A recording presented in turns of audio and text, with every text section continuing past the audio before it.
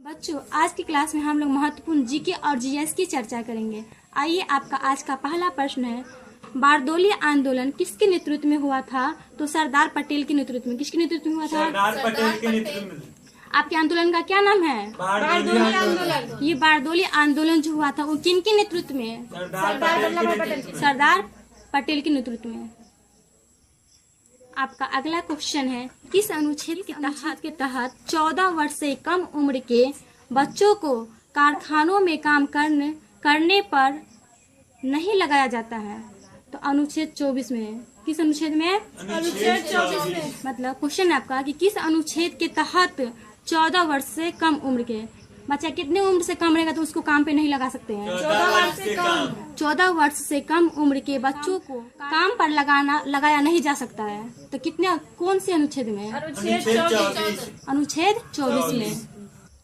आपका अगला क्वेश्चन है, बादलों की दिशा तथा गति मापने वाला यंत्र क्या कहलाता है? तो न्यूफोमीटर। क्या कहलाता है? न्यूफोमीटर। मतलब बादलों की दिशा तथा गति मापने का यंत्र क्या मतलब न्यूफोमीटर। गति मापने वाला यंत्र क्या कहलाता है?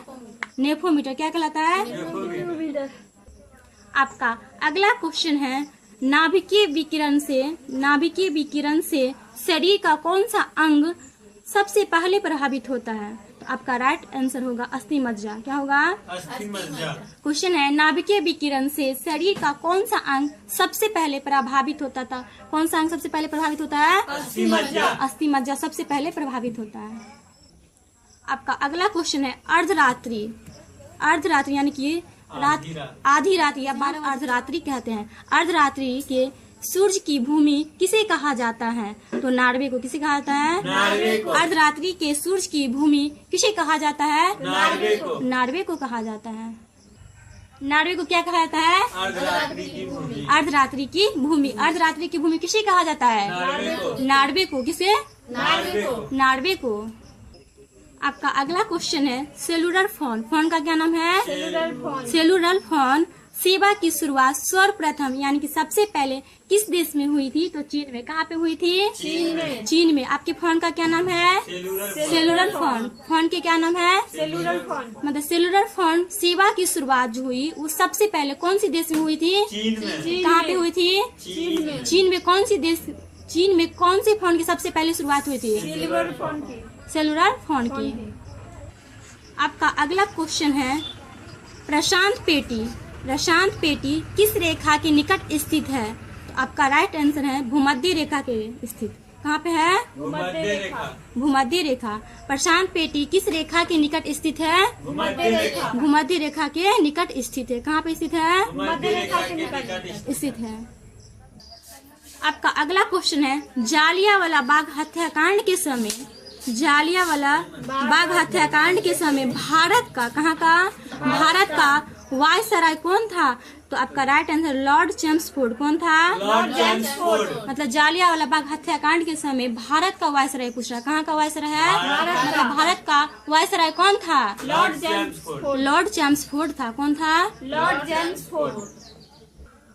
आपका अगला क्वेश्चन है, अफ्रीका में लिम्पोपो नदी मकर रेखा को, कौन सी रेखा को?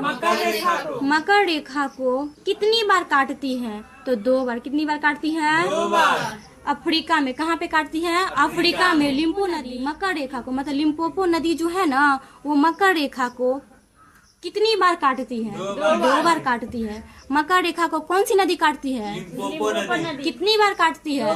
2 बार। कहाँ पे काटती है? अफ्रीका में काटती है। आपका अगला क्वेश्चन है, राष्ट्रपति के रिक्त पद को कितने दिनों के भीतर भरना अनिवार्य है? तो आपका राइट आंसर है 6 महीना। कितना होगा? 6 महीना। यानी कि राष्ट्रपति के रिक्त पद को कितने दिनों के भीतर भरना अनिवार्य है? 6 माह। कितने माह? 6 माह। आपका अगला क्वेश्चन है, श्रीहरिकोटा द्वीप का नाम है श्रीहरिकोटा द्वीप किस झील के निकट स्थित है? तो आपका राइट आंसर होगा पुलिकट के स्थित है। कहाँ पे स्थित है? श्रीहरिकोटा द्वीप किस झील के स्थित है? किस झील के निकट स्थित है? पुलिकट। पुलिकट के निकट। कहाँ पे स्थित है? पुलिकट के निकट। आपका अगला क्वेश्चन है गांधी जी एवं अंबेडकर जी किस पैक्ट पर हस्ताक्षर किए थे। मतलब गांधी जी भी मतलब एक पैक्ट का नाम, मतलब पैक्ट पर हस्ताक्षर दोनों व्यक्ति किए, तो पैक्ट का क्या नाम है। तो पूना पैक्ट है। कौन पैक्ट पर है? मतलब गांधी जी और अंबेडकर जी कौन सी पैक्ट पे हस्ताक्षर किए थे? पूना पैक्ट पर दो व्यक्ति का नाम बताए। महात्मा गांधी और अंबेडकर जी हस्ताक्षर किए थे। कौन सी पैक्ट पे? पूना पैक्ट पे। गांधी जी एवं अंबेडकर जी किस पैक्ट पर हस्ताक्षर किए थे? पूना पैक्ट पर। आपका अगला क्वेश्चन है गदर आंदोलन। कौन सी आंदोलन है? गदर आंदोलन की स्थापना किसने की? आपके आंदोलन का क्या नाम है? गदर आंदोलन। मतलब इन गदर आंदोलन की जो स्थापना हुई वो किसने की? आपका राइट आंसर है लाला हरदयाल ने। किसने किए थे? गदर आंदोलन की स्थापना किसने किए थे? हरदयाल ने। आपका अगला क्वेश्चन है अनहैप्पी इंडिया किसके द्वारा लिखी गई है? आपका राइट आंसर है लाला लाजपत राय के द्वारा लिखी गई। किनके द्वारा लिखी गई है? लाला लाजपत राय के अनहैप्पी इंडिया किनके द्वारा लिखी गई है?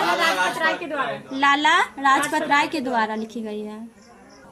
नेक्स्ट क्वेश्चन है राज्यपाल अपने कार्यों के लिए किसके प्रति उत्तरदायी होते हैं? तो राष्ट्रपति के प्रति उत्तरदायी होते हैं। किनके प्रति उत्तरदायी होते हैं? राष्ट्रपति के प्रति। राज्यपाल अपने कार्यों के लिए किसके प्रति उत्तरदायी होते हैं? राष्ट्रपति के प्रति उत्तरदायी होते हैं। नेक्स्ट क्वेश्चन है हिंदू नेपोलियन के नाम से कौन जाने जाते हैं? तो राइट आंसर है स्वामी विवेकानंद। कौन जाने जाते हैं? स्वामी विवेकानंद। हिंदू नेपोलियन के नाम से स्वामी विवेकानंद किस नाम से जाना जाते थे? हिंदू नेपोलियन के नाम से। कौन से नाम से? हिंदू नेपोलियन के नाम से कौन जाने जाते थे? स्वामी विवेकानंद। नेक्स्ट क्वेश्चन है भारतीय राष्ट्रीय कांग्रेस का नाम किसने दिया? तो दादा भाई नौरोजी ने। किसने दिया? भारतीय राष्ट्रीय कांग्रेस का नाम किसने दिया? दादा भाई नौरोजी ने दिया। नेक्स्ट क्वेश्चन है भारतीय क्रांति की माता कौन जानी जाती है? तो आपका राइट आंसर है मैडम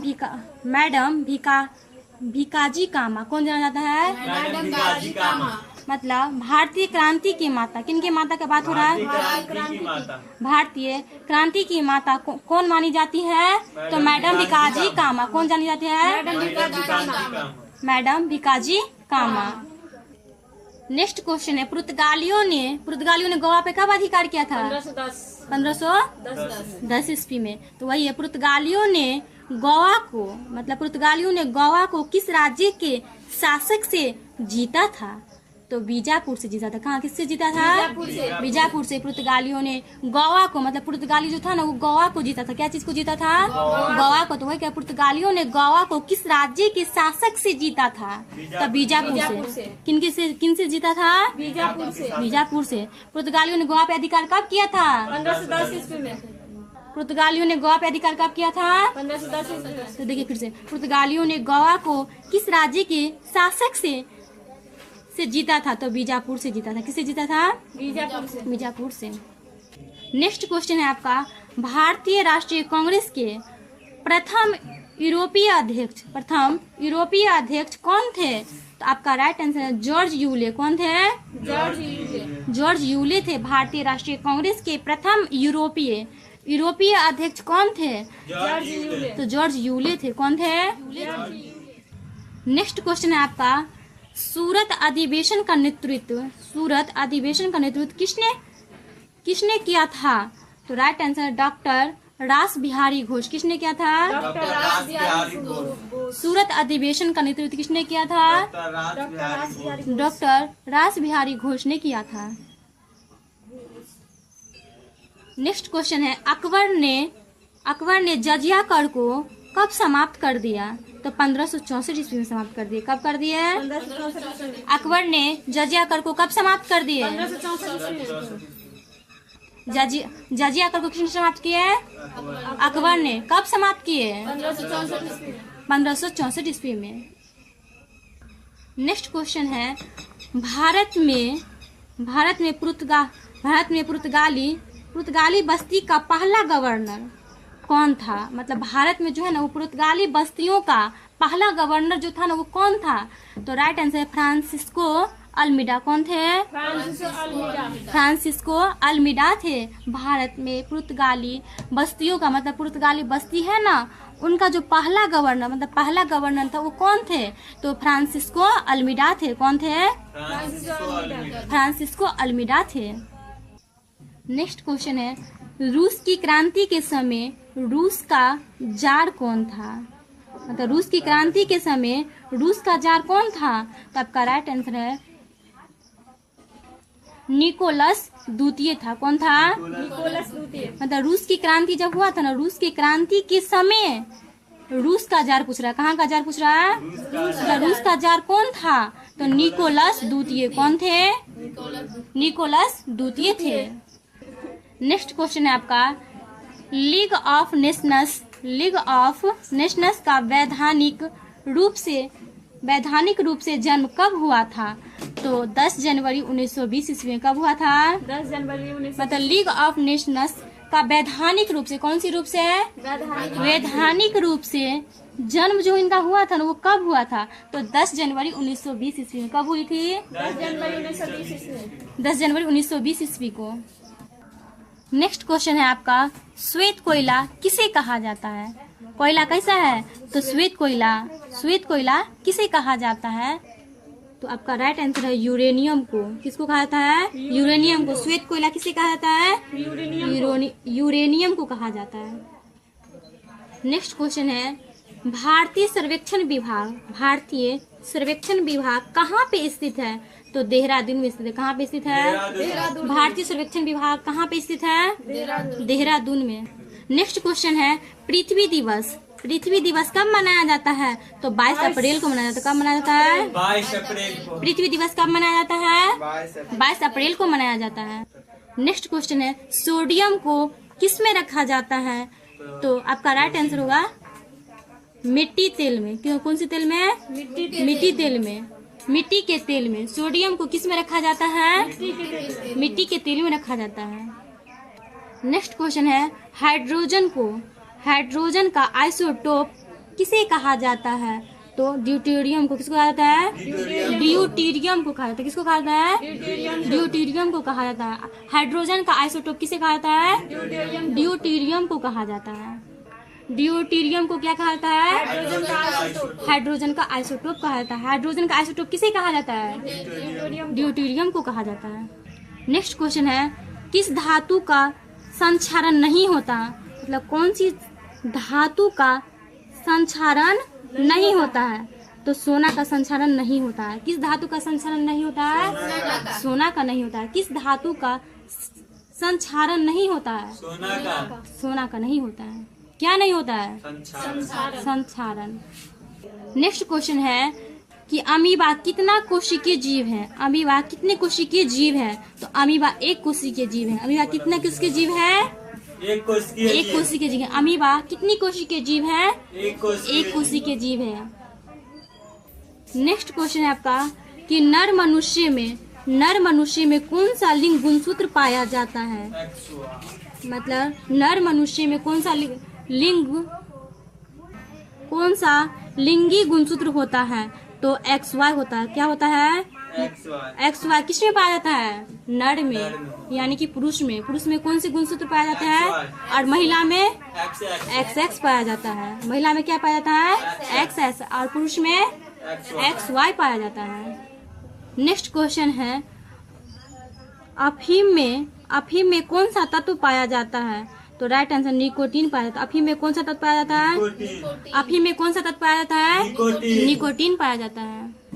नेक्स्ट क्वेश्चन है उत्तरी अमेरिका के मूल निवासी मतलब उत्तरी अमेरिका के मूल निवासी कौन है? तो उपरोक्त में से सभी यानी कि A भी है, B भी और C भी। तो बोले इन्यूट, रेड इंडियन, एस्किमो। ये तीनों कहाँ के मूल निवासी हैं? तो उत्तरी अमेरिका के हैं। कहाँ के हैं? यानी कि इन्यूट भी है और रेड इंडियन भी है और एस्किमो भी। ये सब कहाँ के मूल निवासी है? तो उत्तरी अमेरिका के मूल निवासी। कहाँ पे है? उत्तरी अमेरिका के मूल निवासी हैं। नेक्स्ट क्वेश्चन है, समान लवणता को मिलाने वाली रेखा को क्या कहते हैं? तो राइट आंसर है आइसोहेलाइन कहते हैं। क्या कहते हैं? आइसोहेलाइन कहते हैं। आइसोहेलाइन कहते हैं। क्या कहते हैं? मतलब समान लवणता को मिलाने वाली रेखा को, किसको? रेखा को क्या कहते हैं? आइसोहेलाइन कहते हैं। नेक्स्ट क्वेश्चन है, भारत के बीचों बीच, मतलब भारत है ना, उसके बीचों बीच से कौन सी रेखा गुजरती है? यानी कि भारत के बीचों बीच से कौन सी रेखा गुजरती है? तो कर्क रेखा गुजरती है। कौन सी रेखा गुजरती है? भारत के बीचों बीच से कौन सी रेखा गुजरती है? कर्क रेखा गुजरती है। नेक्स्ट क्वेश्चन है, संविधान सभा के किस भाग में राजभाषा का वर्णन किया गया है? राजभाषा का वर्णन किया गया है तो 17वें में। कहाँ पे किया गया है? 17वां भाग में। कौन सी भाषा का वर्णन किया गया है? राजभाषा का। संविधान सभा के किस भाग में राजभाषा का वर्णन किया गया है? 17वें में। नेक्स्ट क्वेश्चन है, संविधान के किस भाग में संघ का वर्णन है? संघ का वर्णन है तो भाग 5 में। कहाँ पे है? संविधान के किस भाग में संघ का वर्णन है? संघ का वर्णन किस भाग में है? तो भाग 5 में। कहाँ पे है? संविधान 5 में। भाग 5 में। नेक्स्ट क्वेश्चन है, अस्थायी चुंबक अस्थायी चुंबक है। क्वेश्चन है आपका, अस्थायी चुंबक किस लोहे के बना होता है? तो राइट आंसर है मृदु लोहा का। कौन सी लोहा का? मृदु लोहा का। अस्थायी चुंबक किस लोहे के बना होता है? तो मृदु लोहा का बना होता है। और अस्थायी चुंबक किस लोहे के बना होता है? तो मृदु लोहा का। आपका ये आज का लास्ट प्रश्न था। चलिए 1-2 क्वेश्चन आप लोग बताइए। बादलों की दिशा तथा गति मापने वाला यंत्र क्या कहलाता है? नेफोमीटर। क्या कहलाता है? नेफोमीटर। बताइए, गदर आंदोलन की स्थापना किसने की थी? लाला हरदयाल ने। पृथ्वी दिवस कब मनाया जाता है? 22 अप्रैल को। बताइए, सोडियम को किस में रखा जाता है? केरोसिन में, यानी कि मिट्टी के तेल में। ये बताए। अगला बताइए,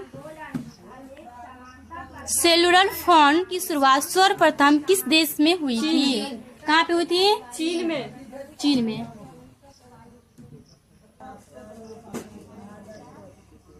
नर पुरुष में कौन सा लिंग गुणसूत्र होता है? मतलब पुरुष में कौन सी गुणसूत्र पाया जाता है? और स्त्री में? आज के लिए इतना ही। मिलते हैं अगली वीडियो में। तब तक के लिए धन्यवाद। और आपको हमारी वीडियो अच्छी लगी हो तो लाइक शेयर सब्सक्राइब कीजिएगा। बच्चों